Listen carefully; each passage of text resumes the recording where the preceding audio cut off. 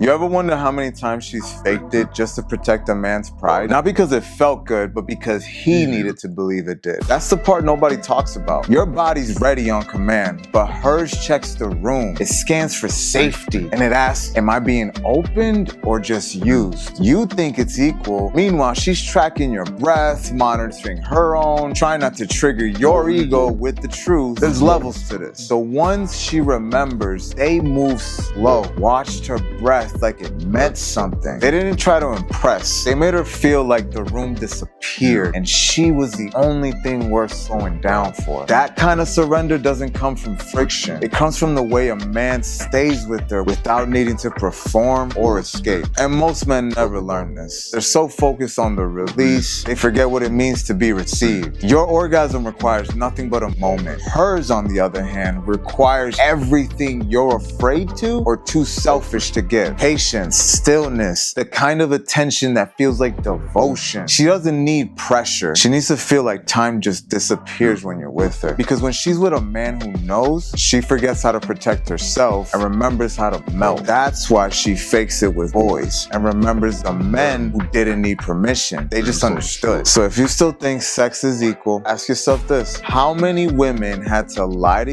you to protect your feelings? Some men just finish. The rare ones though, they stay in her body long after they leave. Which one are you?